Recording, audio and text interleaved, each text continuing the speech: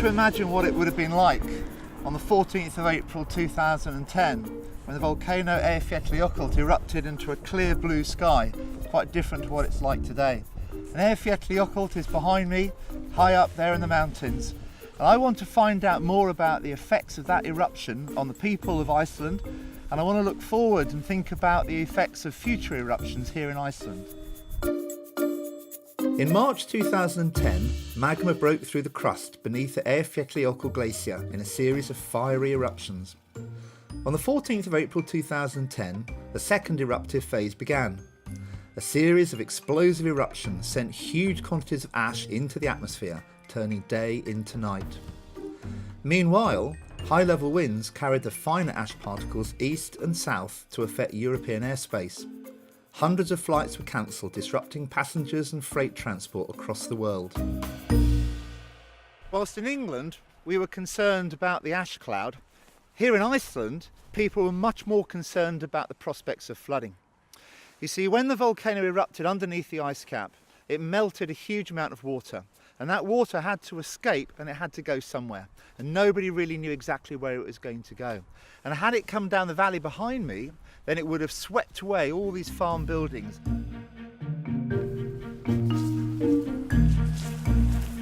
Oh, now this is interesting. You see the length of the grass here, it's quite long, and it was like this in April 2010.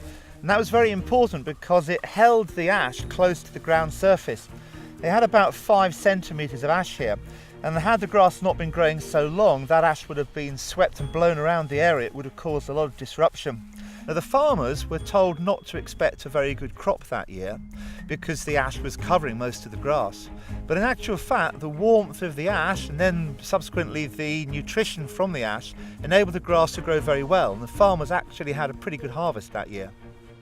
To find out more about the effects of the eruption on the family living here on the farm, I visited the Eyjafjallajokull Visitor Centre just across the road from the farm.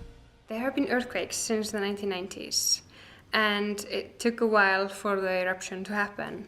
Then in 2010, in March, there was an eruption in Fimmvörðuháls. We didn't expect it to happen, but we knew there were many earthquakes, but they were so small that it didn't really look like it would happen.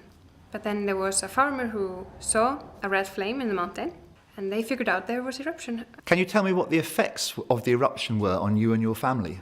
It was quite of a shock for us, of course, and we have not experienced an eruption here in this area. So we were warned about flooding and ash that would come over the farm. Of course, we had to think about our animals. We had to feed them for a few days in advance because we didn't know how long they would be until we could visit the farm again.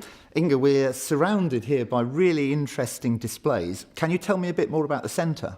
This centre was opened only 1 year after the eruption, and we are showing here a film about my family on the farm and how we dealt with the eruption. We have had over 300,000 visitors since then. The volcano Eyjafjallajokull is not due to erupt again anytime soon, but I gather that the real concern of people here is about the volcano Katla. Can you tell me a little bit about that? We are not so worried about Katla, not exactly in this area, because there's no danger of flooding here from that glacier, because it's further away. But however, we are of course also thinking about what kind of or how much ash would come from Katla. It could go anywhere depending on the wind, and if it would come over here, which is quite likely, then we need to be prepared for that as well. Finally, Inga, can you tell me how you and your family and the people of Iceland prepare yourselves for future eruptions? We are always thinking about the possibility of eruption, and when we are building houses then we try to make them as solid as possible, and we try to repair old buildings as well so that they are ready to take some ash. And after that is done, then the civil protection, they will check if everybody have left, so that it's quite safe to be here in the area. It was really interesting to speak to Inga and find out more about her perceptions of the volcanic hazard here in Iceland. I'm off now to see the area affected by the floodwaters. When the water came out from underneath the ice cap, it entered this river. This is the Eyjafjallajokull River. This is where the glacial waters came after the eruption. It's quite dramatic here today, but it must have been amazing when the floodwaters poured down here. And that water was quite warm, about 17 degrees Celsius, and it would have contained also icebergs. And that water rushed down here at a tremendous rate of knots towards the sea.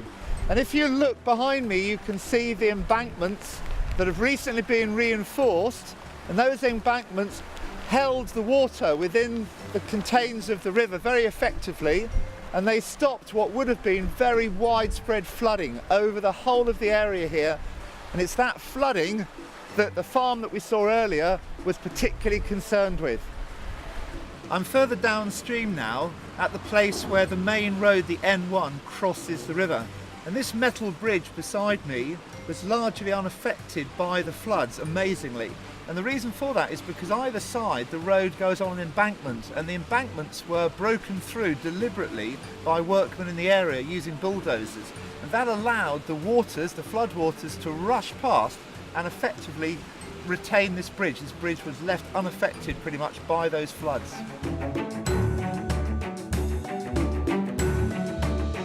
Ari Trusty is a well-known geologist here in Iceland, and I want to ask him some questions about volcanic activity and in particular about the threat posed by Katla. Ari, can you tell me how big was the eruption of Eyjafjallajokull in comparison to the other eruptions in Iceland? Well, I would say sort of medium-sized, because we have this what we call a Way index, VEI, and it goes up to 8, and the Eyjafjallajokull was about 3 to 4 on that index, so it was medium-sized. The eruption of Eyjafjallajokull produced a huge amount of ash and not a lot of lava. Can you tell me why? First of all, the ash wasn't that much in volume. There were about 230 million cubic meters. If you compact it to solid rocks, it's about 170 million cubic meters of magma, and that's not really much, but the reason for the eruption producing a lot of flying material, we call it tephra, is that during the first phase of the summit eruption, there was a lot of water entering the vent, and when magma and water meet, it's explosive, producing the pyroclastics. Then later on, when water didn't enter the vent, the composition of the magma, the content of the gases, high pressure, was of that size or scale that the eruption remained more or less explosive, ash producing. There was some lava flowing, a minor amount, eating its way through the ice, but it was mainly because of these two different reasons, water and then the chemical composition. The eruption caused a lot of disruption both in Iceland and abroad. Tell me how volcanoes are monitored. Basically, there is a very large net of measurement devices. The main parts are two things: seismometers, measuring all the trembling of the earth, and then GPS antennas with constant readings, so they tell us if the earth is moving up or down or sideways. And by combining this and also scientific knowledge, the volcanoes are monitored. There are about 120 of these GPS stations. There are more than 80 seismic stations, and they line the active volcanic zone of Iceland. So this is all being fed to a central station with the Met Office in Iceland. It's a pretty elaborate system, and by that people are trying to forecast eruptions or earthquakes, as well as monitoring if everything happens. This is very important in the beginning of an eruption, because if it's big or if it's badly placed, we need some measures to be taken to prevent damage or even more serious things.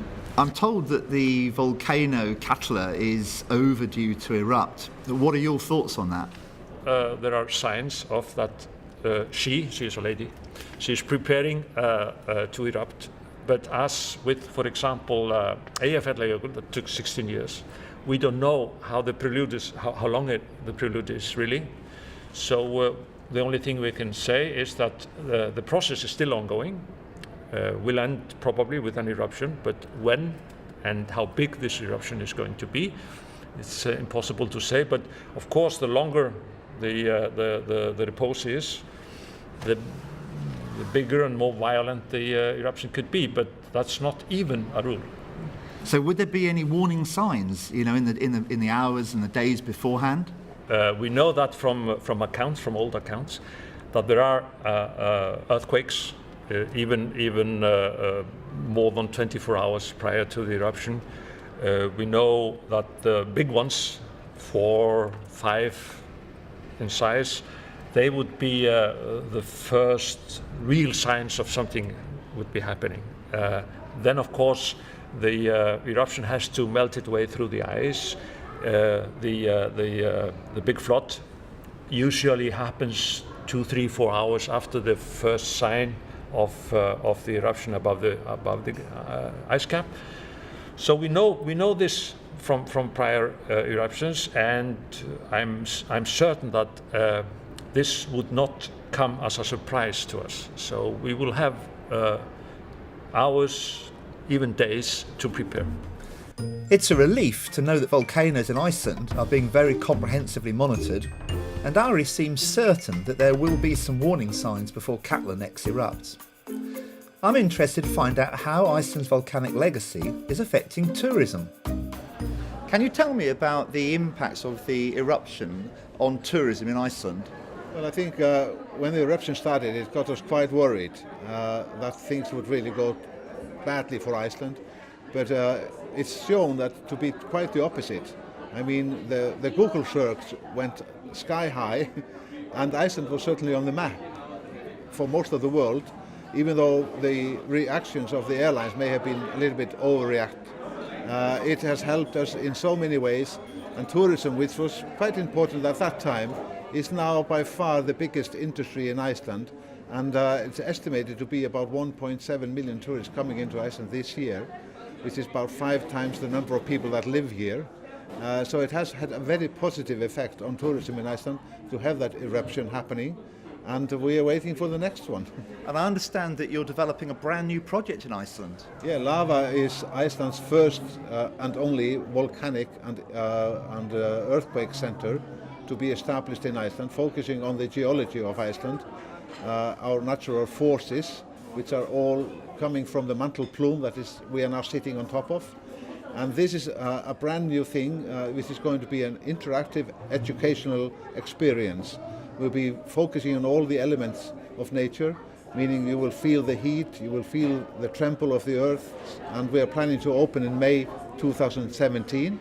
The work is already on its way, and it's going to be a huge addition to the experience of people coming into Iceland to learn more about geology and the nature that we actually live in. And this is something we want to explain to people, how we can cope with those natural forces without being worried that it's going to harm us in any way.